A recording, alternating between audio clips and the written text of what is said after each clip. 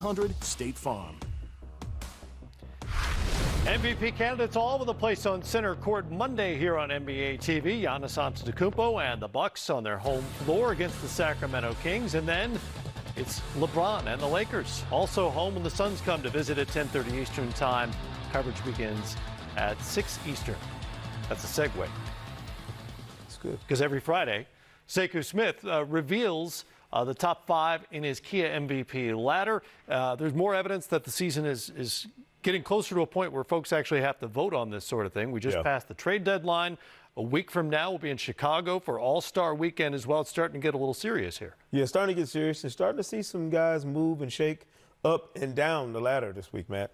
Number 5, Nikola Jokic crashes his way back into the top 5. Was there early in the season.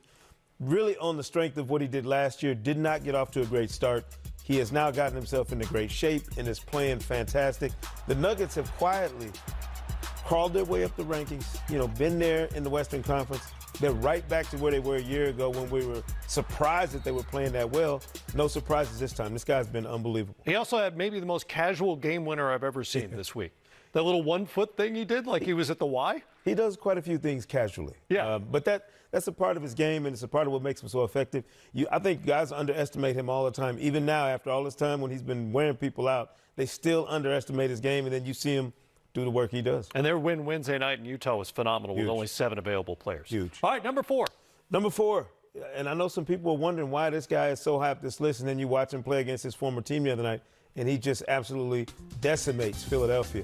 They're struggling right now, and Jimmy Butler and the Miami Heat are rolling. Adding Andre Iguodala is going to do wonders for Jimmy Butler's game because he's going to have another guy just as good as he is defensively on the perimeter. You're going to be able to deploy he and Andre Iguodala and Bam Adebayo as a unit. And that's as good as you can get in terms of perimeter defenders in the Eastern Conference. I think those 3 guys locked in are going to be unbelievably tough to deal with. In just a few months, he's become the heart and soul of that team, which is now positioned itself as a real contender in the Eastern Conference. Yeah, and when you look at the things that are going on in Philadelphia, I think it's clear Jimmy Butler knew what he was doing getting out of town and getting to Miami. Absolutely. All right, we're up to number 3. Number 3, Kawhi Leonard. I know that, there's always been some back and forth about injury management and whatever you're going to do, but Kawhi is just playing at such a high level. When he's out there, there's no question about it who the best player on the floor is. The Clippers fortified themselves at the trade deadline. Not that they needed to go out and do anything, but now adding Marcus Morris Sr. I'm going to put the senior on there because I know he likes it. This guy, Paul George, Marcus Morris, Pat Beverly, good luck trying to get through them come playoff time when that defensive group gets out there and locks you up. It's going to be unbelievable to have him locked in on one guy and those other defenders surrounding him. Very similar to the formula that Toronto had last year, right? Play really good defense and then give that guy the ball at the end of the game. It's a championship formula. Yeah, it worked. Works. Yeah. All right, we're down to 2. I know who one of them is, and I know the other one is. Yeah. It's who are we kidding? This has not been a head scratcher for anybody. LeBron the other night, the 5 threes in the fourth quarter. Every time we think he's kind of hit a ceiling for what a guy could do at this age and this stage of his career, LeBron goes out and does more. If he's hitting that one-legged fadeaway three-pointer, right, the other team might as well pack it up and head to the locker room. It's a wrap. And this is, to me, seeing him at All-Star Weekend this year is going to be interesting with 9 first-time All-Stars, and you get a chance to get out there and see LeBron still out there grinding away while all of his other peers are no longer in All-Star teams, and most of them are retired. Yeah. It's pretty impressive when you think about it. Makes me feel really old that he's the elder statesman now in these All-Star weekends. And that. Assist leader had 15 of them last night in the loss to Houston. Number 1, again, Giannis Antetokounmpo is just kind of wearing out that spot. He's wearing it out. I mean, he's literally left footprints at the number 1 spot. And then you look and see what he does against Philadelphia. A Sixers team that's had as good a time as anybody dealing with him. Joel Embiid was able to stymie him earlier this season. Not this time. I mean, Giannis went out and put in work, 36 points, 20 rebounds. How about some assists to go with it? Yeah. Just a dominant performance from Giannis. And every time we think, all right, when does he slow down? When does Mike Budenholzer give him a break? When does he let up just a little bit? He goes harder. It's the reason he's there now.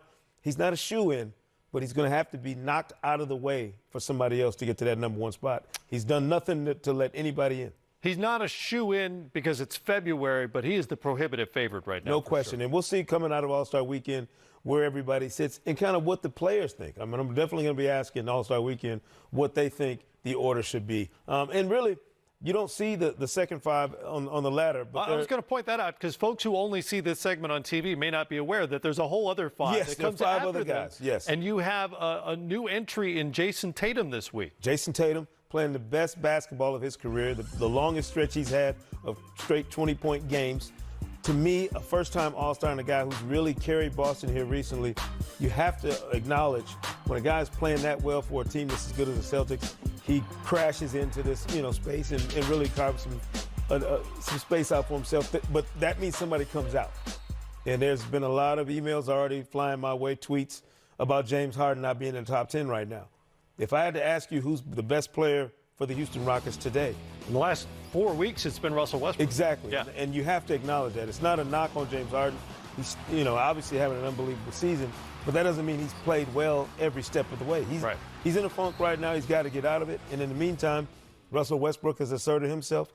That will be reflected on the MVP ladder, whether people like it or not. So you shaved James Harden off your list. Gave him a little beard trim and moved Russ around and Jason Tatum. So there's a little bit of furniture moving in the bottom half of them. All right. I think James will be motivated to get himself back in. I'm sure he's watching and going, really? I'm not in the top five? Well, he's got a game. He does have a game to prepare for. But he's probably heard about it by now. I'm sure somebody has let him know. All right, there you have it. Your top five. You can check the ladder out each and every Friday when it's revealed on NBA.com. Stick with us. Lots more game time coming up for a Friday night.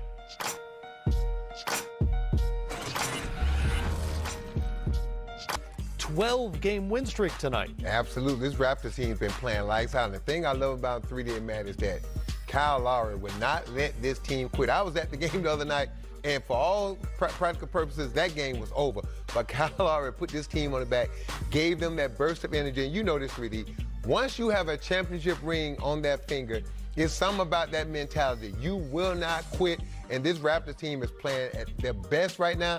Even though they're still missing some key pieces, this Raptors team is on the upward trend. And again, who wants to play this Raptors team come playoff time? Because I still believe they're one of the top 5 teams in the NBA period, and no one's talking about them as a possible contending team. It's amazing.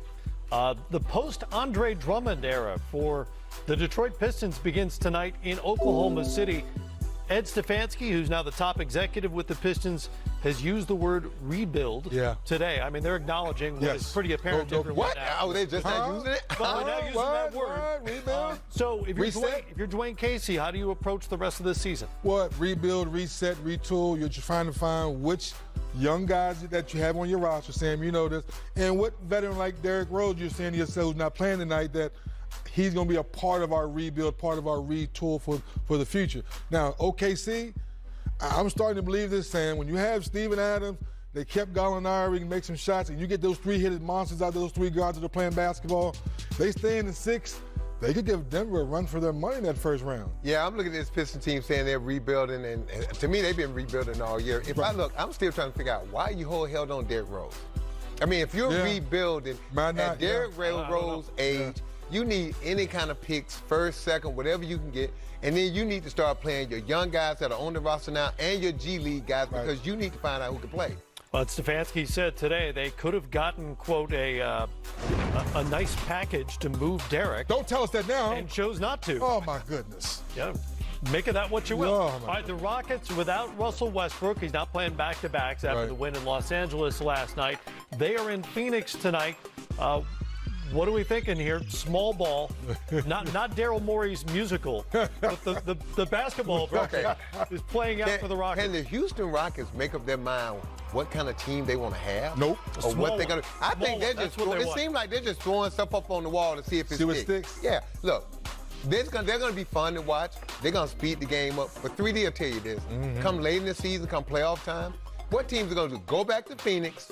When they were good with Steve Nash. And what did the Spurs do to him, 3D? They ran them in the ground and pounded them on the glass and just physically beat them up. Fun brand of basketball to watch, Matt, but to go all the way to win the championship, I don't see it. Nah.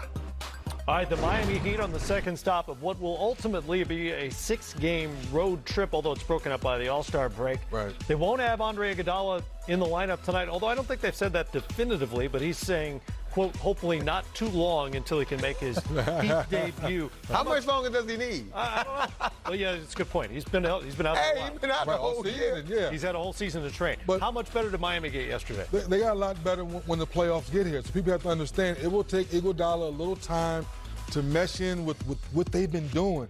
The ball's been hopping defensively, guys been flying all over the floor.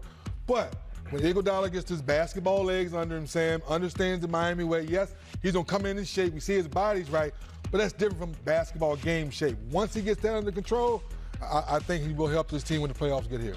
And in Utah tonight, the Jazz hope to end their 5-game losing streak with the red-hot Blazers in town. On the second night of a back-to-back. Sam, Portland has won 5 of 6. There's no hotter player in the league right now than Damian Lillard. Can they play their way back into the playoff picture? Well, they're only 2.5 games out from that 8th seed from Memphis, so they can. Damian Lillard has put this team on his back the last 2 weeks. He has been playing lights out. Can they chase down the Memphis Grizzlies? Yeah, but it's going to be hard because Memphis is not going to just give it up, and they're playing tough. So I just think that these games, especially after the All-Star break, Portland's going to have to kick into another gear. And this is the thing. If you're the Lakers, if you're the Clippers, you do not want to see Portland Trail Blazers slip into that 8th spot.